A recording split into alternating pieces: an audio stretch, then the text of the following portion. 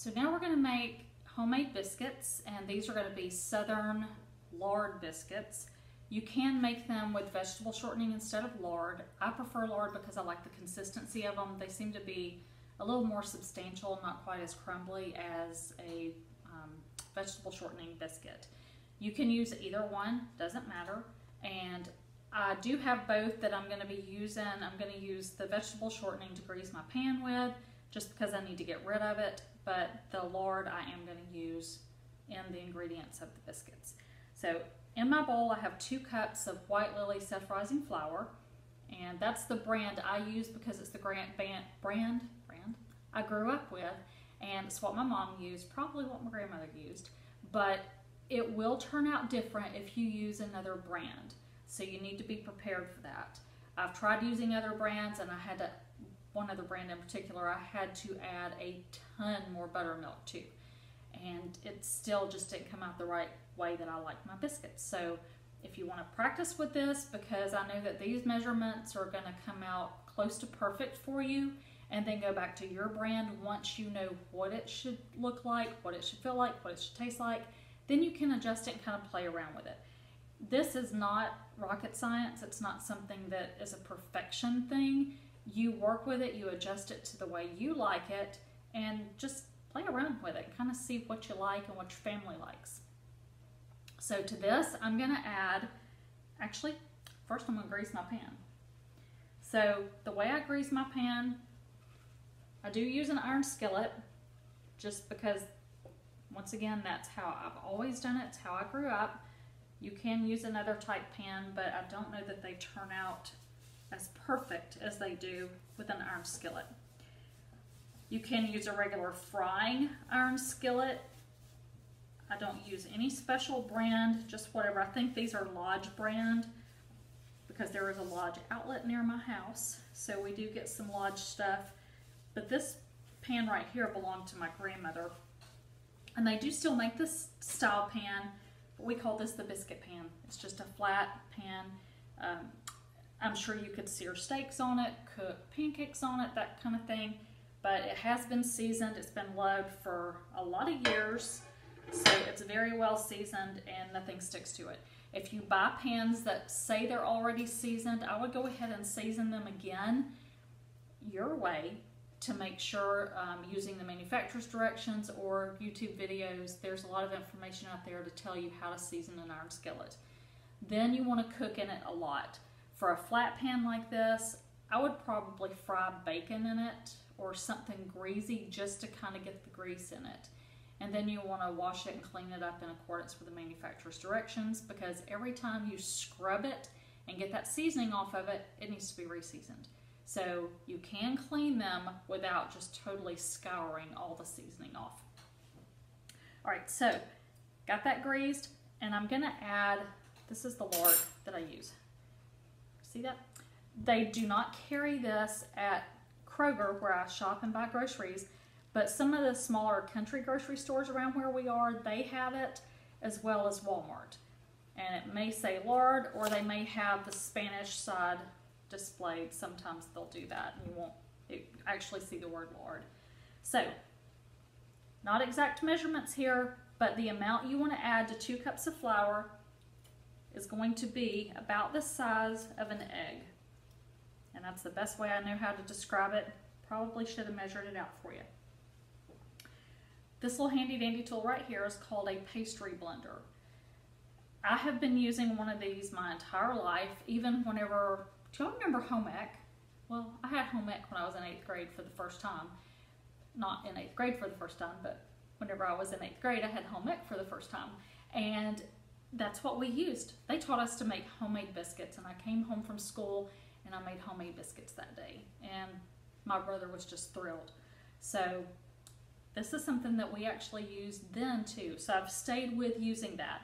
If you don't have one of these, and they do have these at Bed Bath & Beyond, Walmart probably has them. You can order them online from Amazon, I'm sure, but it's just, this one is bent. It's been used and loved a lot, but I've had a few of them over the years, and some of them look kind of like a wire. Some are more solid with just like cutters on the bottom.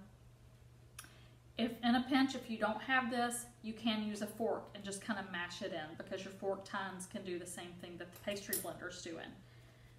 When I was little, we would go to my grandmother's house sometimes on Saturday mornings for breakfast, and she would cook biscuits. Well, she didn't use either one. She would take and work it with her hands and make it, you know, work the Crisco or the lard into the flour with her hands. I've never tried that. Remember, I don't like getting that stuff on my hands. So I've never tried that. Seems like it would take a lot longer, but that's just how she did it. And she made her biscuits. She had a bowl that she stored her flour in, and she made her biscuits right there in the middle of her flour storage bowl. And then just whatever was left was there for the next recipe. But it was, I always was amazed by that. How do you know how to do that? I'm not brave enough to try that yet. What we're trying to accomplish here is cutting the shortening or the lard into the flour. Flour, whenever you first put it in your bowl, is going to be powdery and super light. And by cutting this into it, you may be able to tell a difference in the texture, that it's going to be more like meal. Not quite like cornmeal, not that gritty, but it will be more of a meal consistency than a flour consistency. And the way you know when you've got it cut in adequately is that you won't have any large pieces of the lard left. I would say something no bigger than a piece of gravel or a pebble. Looks like I'm almost there.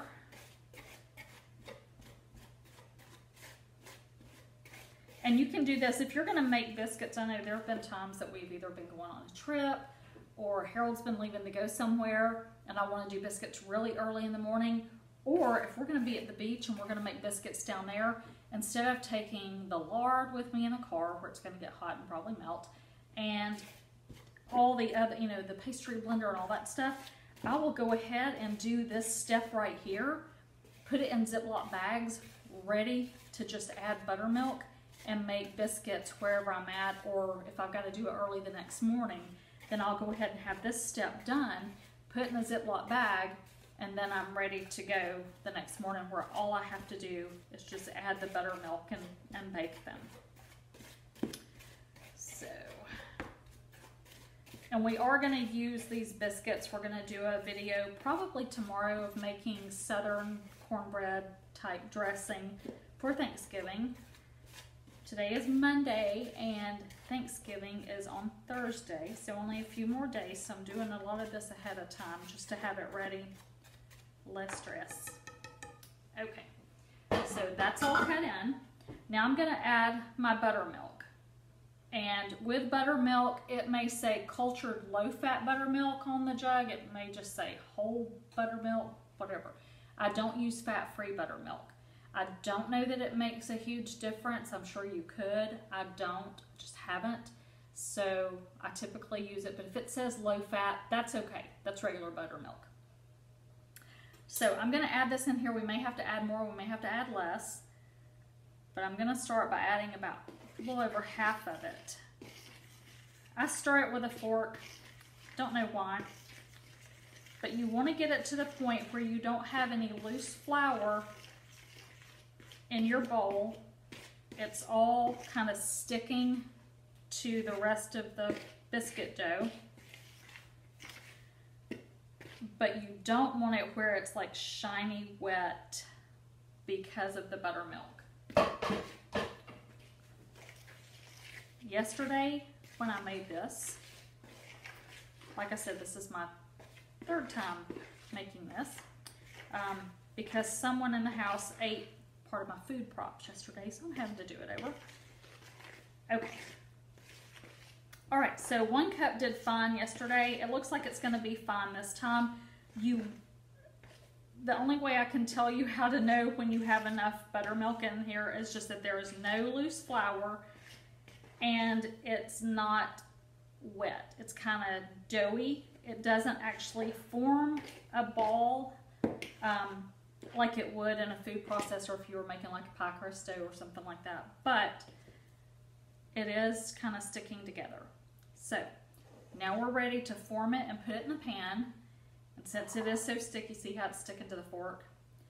You do need to keep some excess flour. Clean off my fork with that, because it's going to stick to your hands just like it stuck to that fork. So I put flour, and you have to keep adding flour. I do not roll my biscuits out and cut them. I ain't got time for that. So this is how I do it. The number of biscuits you get and whether you get a full pan or half a pan is going to depend on how big you make the biscuits. I tend to not make them very big, and you don't want to knead them. I roll them until they get round, kind of squish up the edges a little bit, get them maybe about ½ inch tall, and then put them on the pan, pat them down just a little bit. They are going to spread out, they are going to rise, the dough is going to rise and it's going to expand. Once you get this step done, you can go ahead and just leave them sitting out for a while.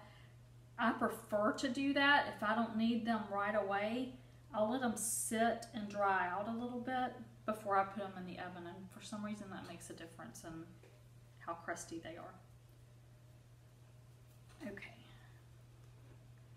And one thing, if you have small kids or grandkids who like to get in the kitchen and help you cook, one thing that I'm sure my mother started, I'm not sure who started it, but I know she did this with my daughter and with us when we were little. She would put flour on our hands and give us just a little bit of dough, so at the very end, whatever little bit was left and that wouldn't make a full regular size biscuit, we would make a baby biscuit. And that would go in there, and then we would press our thumbprint in the top of it. And that was just always really special. And now that's just me and Harold. Of course, he fights anybody who's in the house for the middle biscuit. That's his thing. He just likes the middle one. So before I get too far with my pan of biscuits, I always make sure before I form a complete ring that I have at least one in the middle. And I don't have them touch. Some people squish them up against each other. I don't. If I were needing to make a lot of them, I probably would, just to save space in the pan. I don't need to do that. I do spread them out just a little bit. That way you kind of get more done edges. And looks like this is going to be just about enough. There is a little bit left, so I will take that little bitty excess and show you what I mean by a baby biscuit. And this is tiny. And that's really little. Put it in there. These are going to go in the oven, and they will cook about, I need it to turn off. They will cook about, I would say, 10 to 15 minutes. Usually I leave them in there for 12 minutes and then check them. It depends on how hot your oven cooks. And in case you didn't know, you can calibrate the temperature on your oven if you don't think it's cooking at the right temperature. You can calibrate that. There are videos out there and information for how to do it, whether it's a dial type thermostat or a digital thermostat. So there is a way to do that. Convection ovens are different as well, so make adjustments for that if you need to. And I'll get right back to you once they're done. So our biscuits are done, and just so you can see, they're all golden brown.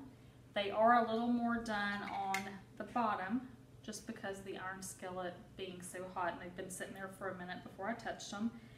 These did take about 15 minutes to cook, so just be aware of that. Whenever you take them out, that pan's going to be super hot, and it's going to stay hot for a really long time after they've been cooked. But you can serve them right on the skillet or move them to another plate if you want to do that. But keep an eye out, because I'm going to post another video on how to make homemade dressing for Thanksgiving, and I will try and get that edited and posted sometime tomorrow. Thanks.